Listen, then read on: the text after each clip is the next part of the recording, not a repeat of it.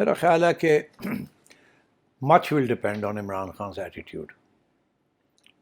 Much will depend کہ عمران خان صاحب کس سٹیج پہ یا کوئی ڈیل کرتے ہیں یا نہیں ڈیل کرتے تو پھر کیا سزا ہوتی ہے. ایک ہی جیل میں تو نہیں دونوں منتقل کیے جا سکتے؟ نہیں. عمران خان صاحب اور فیض حمید صاحب کے بارے میں بھی کہا جا رہا ہے کہ وہ نہیں, فیض حمید صاحب تو اب کنوکٹ ہو گئے. ہاں جی, تو کنوکشن میں تو الگ ہو گیا نا, نو ایکسیس ٹو ہم.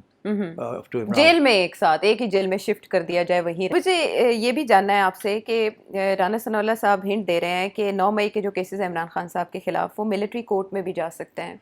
جائیں گے جی, جا سکتے ہیں, نہیں جائیں گے. جب سے یہ کیس چلا تو تب سے خبریں آ رہی تھیں کہ سابق وزیر اعظم کو بلایا گیا ہے اور ان سے بھی انٹیروگیٹ کیا گیا, انویسٹیگیٹ کیا گیا اور کچھ ججز کو بھی شامل تفتیش کیا جائے گا اگینسٹ.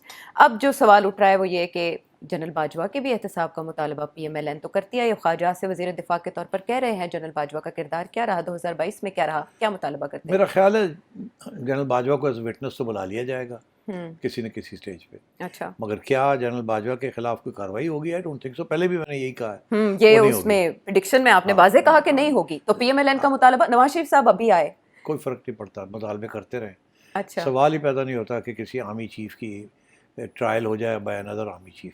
یہ نہیں ہوگا. چلیے یہ نہیں ہوگا, یہ تو مبرہ ہو گیا نا یہ والا area. What about the judges involved? What about journalists, property tycoon? میرا خیال ہے کہ much will depend on Imran خان's ایٹیٹیوڈ. مچ ول ڈپینڈ کہ عمران خان صاحب کس سٹیج پہ یا کوئی ڈیل کرتے ہیں یا نہیں ڈیل کرتے تو پھر کیا سزا ہوتی ہے اور کس کس کو اس کے ساتھ دھرنا ہے.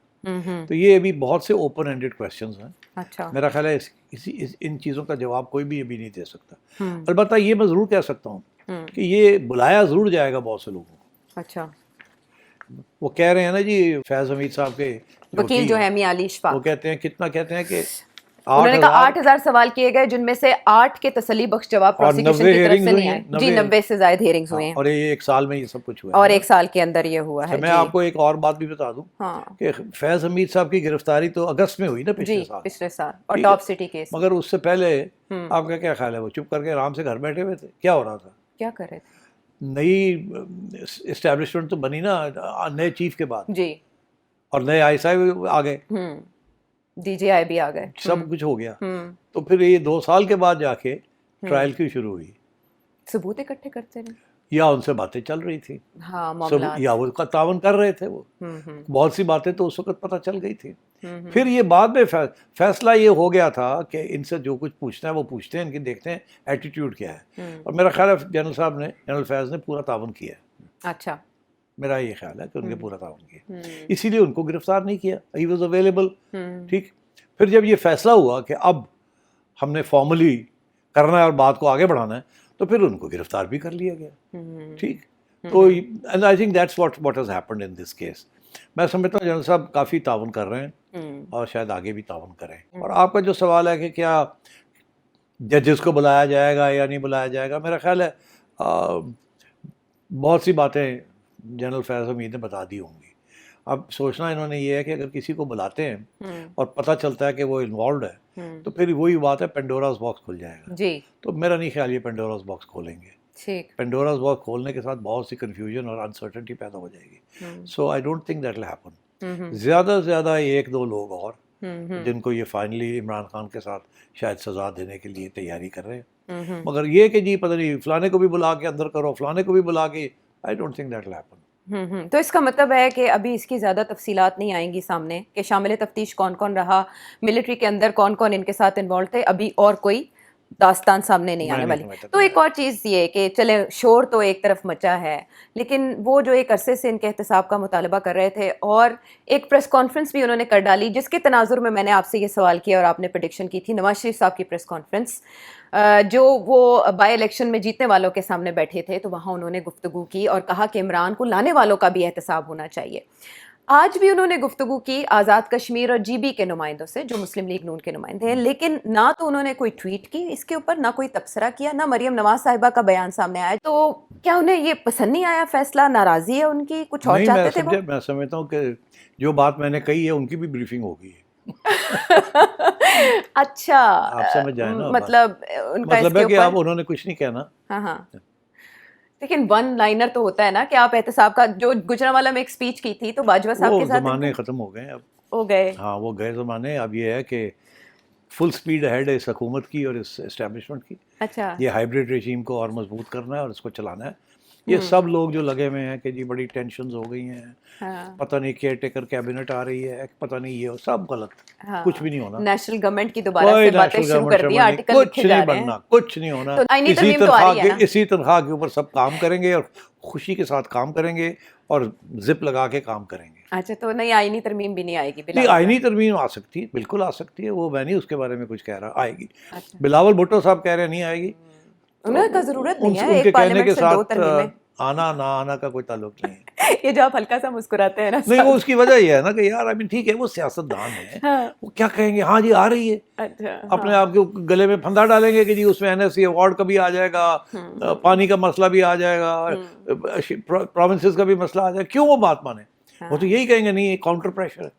مگر ہم نے سنا کہ کہیں اور سے بھی کچھ باتیں آ رہی ہیں کہ جی یہ کر کے رہیں گے, دیکھا گا کون روکتا ہے منو اینڈ سو آن. اچھا بس اب چھوڑ دینا. ہاں تو اب مجھے یہ بھی جاننا ہے آپ سے کہ رانا ثناء اللہ صاحب ہنٹ دے رہے ہیں کہ 9 مئی کے جو کیسز ہیں عمران خان صاحب کے خلاف وہ ملٹری کورٹ میں بھی جا سکتے ہیں.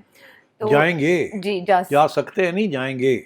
اچھا تو یہ چھوڑ دیا نا آپ کو, اسی ججمنٹ کا حصہ جو پریس ریلیز آئی ہے اس میں یہ کہنا وہ الگ ہے, جی جی تو وہی ہوگا. تو کہیں ایک ہی جیل میں تو نہیں دونوں منتقل کیے جا سکتے؟ عمران خان صاحب اور فیض حمید صاحب کے بارے میں بھی کہا جا رہا ہے کہ وہ ڈیلا. فیض حمید صاحب تو اب کنوکٹ ہو گئے. ہاں جی تو کنوکشن میں تو الگ ہو گیا نا, نو ایکسیس ٹو ہم.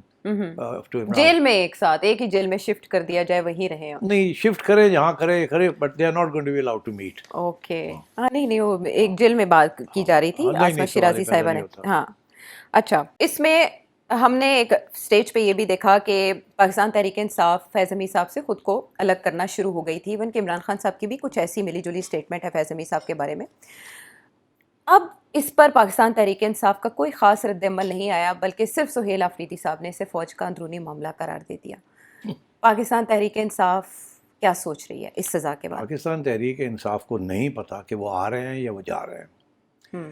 ان کے ساتھ ایک پوری بڑی سیریس اٹیمپٹ کی گئی تھی حکومت کی طرف سے with the approval of the establishment کہ آپ خان صاحب کے ساتھ ٹاک شروع کریں.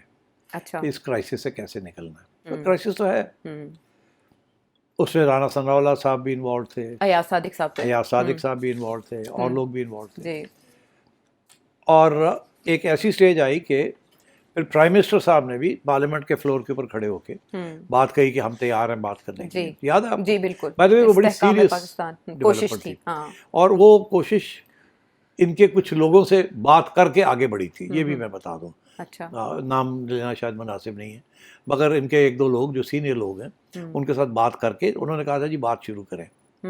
خان صاحب ابھی تیار نہیں ہے سننے کے لیے, مگر آپ بات کریں تاکہ ہم خان صاحب کے پاس جا کے کہیں کہ گورنمنٹ سیریس ہے فار نیگوسیشنز. تو یہاں سے سب کچھ ہو گیا, اور پھر آخری سٹیج پہ پرائم منسٹر صاحب نے بھی پارلیمنٹ کے فلور کے اوپر کہا کہ وی آر ریڈی. اس وقت توقع یہ تھی کہ PTI کی طرف سے کچھ پازیٹیو قسم کی بات آئے گی. اچھا جو کہ انڈیکیشن تھی پہلے فرام PTI کے باہر جو لوگ باہر بیٹھے ہوئے. مگر ہوا کیا کہ وہ عمر ایوب صاحب تھے وہاں بیٹھے ہوئے, اور ایز اپوزیشن لیڈر انہوں نے کاؤنٹر اٹیک اتنی خطرناک کر دی, میرا خیال ہے انہیں پتہ ہی نہیں تھا کہ جو باقی باتیں بیہائنڈ دا سینز ہو رہی ہیں between government people and PTI people, ان کو پتہ ہی نہیں تھا. وہ پھٹ پڑے اور انہوں نے ایسی باتیں کی کہ اس کے بعد سارا کچھ ہی تتر بتر ہو گیا, اور وہ پھر بات خان صاحب تک جا ہی نہیں سکی کیونکہ وہیں وہ ختم ہو گئی. مگر I tell you that was a very serious attempt کہ کس طریقے سے فائنڈ سم سولوشنس.